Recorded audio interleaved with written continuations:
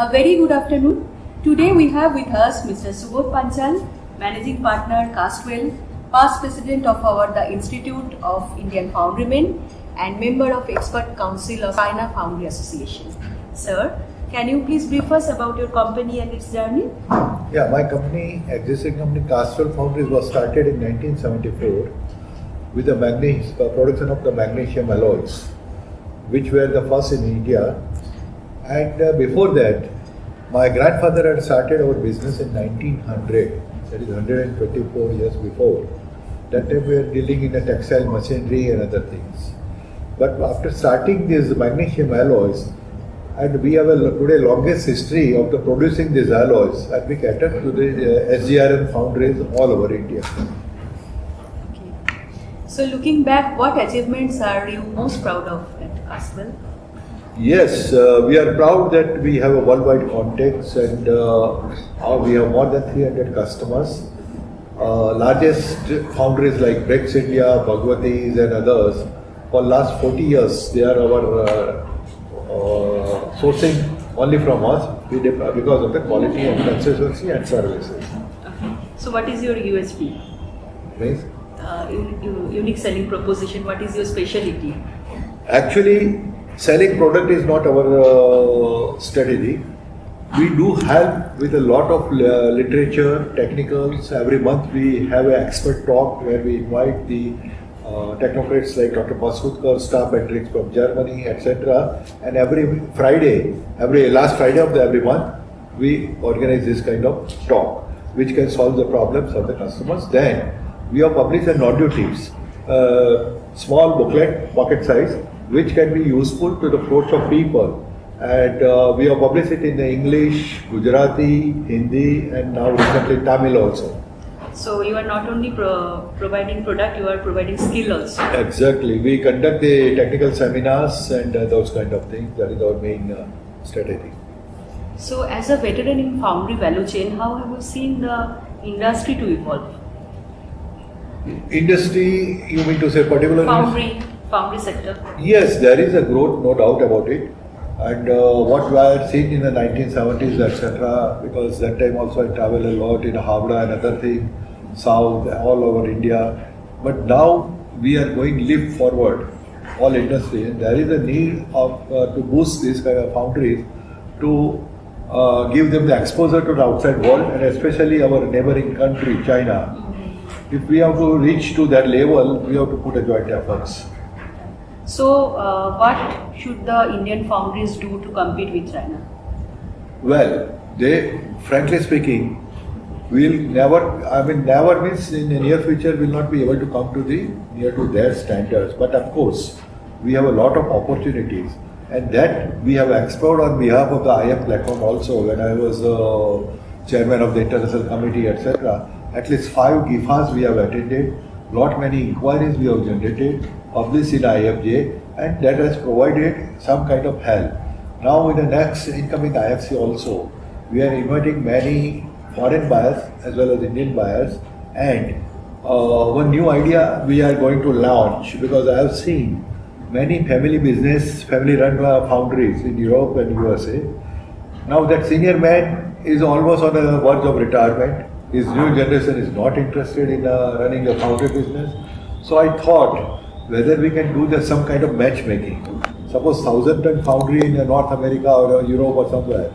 He want to continue to cater because they have customer base ready. So if they want to cater that customer, they can matchmake similar foundries in India. That will give benefit to our Indian foundries, and as well as they will also be very happy. So these are new novel concepts we are going to introduce during next IFC. Okay. So as a past president of IIF, you were in 2001 to 2003. 3. So what was your major contribution for the institute at your time? I should not say, but most of the slots now, like Cast India Expo, I have introduced, Cast Source Meet I have introduced, Senior Expert Forum I have introduced, Buyer Sellers I have introduced. So many slots became permanent. Another major thing which, since you are asking, earlier IF was getting income of the IFEX was just very petty. Now it has increased 12 times during every agreement. we kept on increasing, and now every IFEX, depending upon the size, about 5 to 7 crores rupees of income IF is getting through IFEX. So that was, I would like to say, it is my major contribution. We have professionalized the entire IFEX. So now we have National Center for Export Promotion NCP in Kolkata. That is our new initiative for the 75th year. Sir, what is your vision? What type of international collaboration we should have through them? See, let me tell you frankly, keeping the relationship with the other associations is a good thing. We have maintained for last 20-25 years. Even our competitor China also, we have a very good relations. They have taken me in their expert council also, that tells many things. But if we try to compete with any association, no association in the world is going to accept you or welcome you. 2 months back, I was in a USA exhibition. I spoke to American Foundry Society also, but they bluntly said, okay, we want to focus our activity only within the North American foundries, and they would not like to invite us as a buyer. Now, I wish good luck to this kind of, because our new director is have a very well experience with the EPC, etc. But there should be some SOP, and association in like us, there can be some danger point. Suppose we receive the inquiries, how we'll distribute them?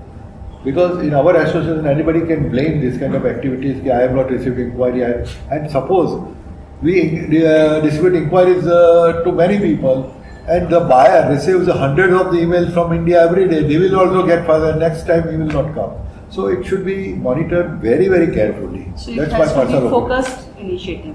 Sorry, so that they can get actual inquiries. Yes, we should focus the buyers rather than associations, because no association would like to create a competition.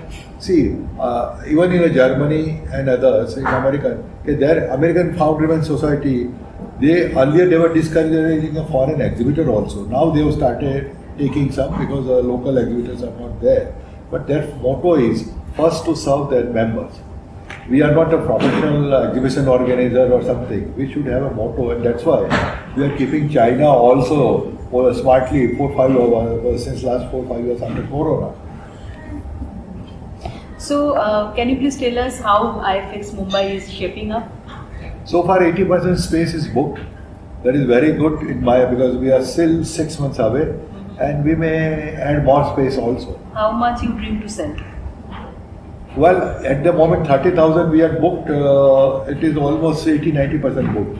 And the last IFEX I did was in 97 in Bombay. Myself, I was organizing chairman. That time also it was the largest.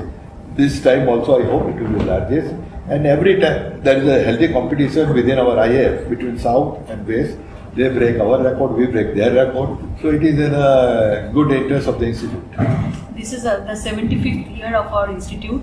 So on the occasion you have contributed majorly. The logo, 75th year logo, is designed by you, and you have also prepared the coffee table book. So if you can brief about it, how did you see? Yeah, coffee table book first time I prepared in 2010 when Jagat Shah was the president. I told him, he liked the idea. Then last year when Mr. Chandrasekhar was there, he requested me, why we cannot come out. Because see, as an association, we should have some kind of documented record. If you go foreign countries, foreign association, they will first present you the timeline of their association, which is very important. And whatever coffee table book, both the times we have published, there was a zero impact on the burden of the IF. It was self-generated finance, etc. Now we have to make it popular, and that should be, it can be a very good memento also for the speakers, invited guests, etc. We'll be using in Bombay also. We'll be requesting you to send some copies. So you have captured the 75th year journey of our all 75 years, our Amritkal of the institute. Yeah. So it was in the deserving hand in none other than our Mr. Panchal. So I request all of our readers to take a copy of it. I would like to point out. Yeah. I have mentioned, highlighted the events, IF events in those particular years of since 1950. But same time, what was the global scenario, political and other things? Like in particular year, first Chandrayaan was sent, some war was taken place, some ceasefire was taken place. So global development also, so one can imagine what was the global scenario those days in particular years. So in these 75 years in your profitable book you have captured, what are the major contribution of IIF, major landmark initiatives? Landmark wells which should motivate the new generation. Okay, these were the people who have contributed for so many years, and they should get some kind of inspiration. That's it. And to be very frank, if I myself have to refer in 1980 where was a Congress or conference, I can just refer in one page. I can get the last 50 years history. So that way. So we have also organized the World Foundry Organization conference here in India. Yeah. So that was also in Mumbai? No, that was in Chennai. In Chennai. And I had organized one Asia Foundry Forum in Kolkata long back when Dr. Sen Gupta was the president. So thank you, sir, for and GIFA, last I think since almost 89, not 89 ke baad 93, when Mr. Satyapal was the president, continuously we have participated in GIFA. And we were the only country, India, who were celebrating India Day there in a GIFA. And we were given the free complimentary space and everything. And we invited the casting bar also. And after the event, we published in IFEX whatever inquiries we have received that were published for the benefit of the other members who could not attend. So that was a continuous activity of the international committee. Yeah. So you have taken many initiatives as your chairmanship of international committee. So you have organized B2B meetings and taken delegation. Yes, I have taken the delegations to Turkey, Germany, Poland, and even Pakistan and China 3 times. Okay. So all these kind of activities. So what type of Vietnam, last year Vietnam. So for the exporters, what is your suggestion? What is the next destination we should have? See, destination, again I would like to share my personal opinion. For instance, I have taken mostly Kolkata people delegation to Mantle in Yugoslavia, Brno. See, smartly they mentioned, these are the territories and people will come. But these exhibitions you can finish within 1 hour. So after all it becomes a frustrating. There is no real output from them. So we should be careful. You could see the calendar, so many exhibitions are taking world over. But very few are worth visiting, where we can create a brand image or where we can get something, inquiries. See, IF has 2 kind of members. One is the raw material equipment suppliers, another is the foundry man. So both the people should be careful to keep a balance though they are benefited. So it should be require a careful planning, just not by organizing travel or tour or other thing. Otherwise in the long run we may lose our image.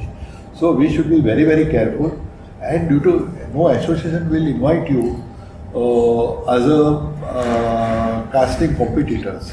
If you go as some kind of casting buyer or joint singer something, that kind of coverage we should give, then we will get some response. This is my personal views. Given the volatile situation in the US with respect to trade, what should be, as an exporter, which country they should target? No. Which countries? See, basically Europe and USA are the 2 countries.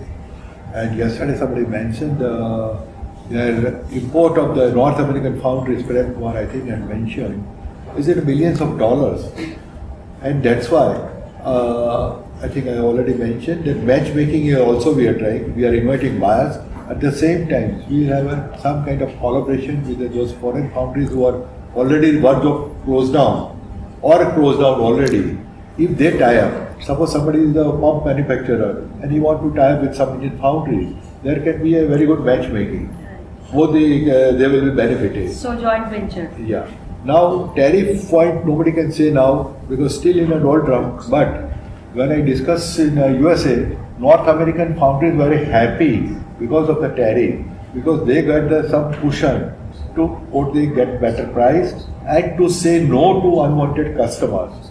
But on the whole, in those countries, it is not possible, in my views, to revive this kind of industries, because people are not ready to work there. So there is a lot of hopes for India to do. How focused way we can spearhead our activities. Because in our IF also so many committees, so many and every keep on changing. But that should be a long-term spearheading efforts. Thank you so much, sir, for your engaging interview. We will keep on taking your advice for the advancement of the sector and our institute. Thank you very much, madam. Thank you for giving me the chance. Thank you.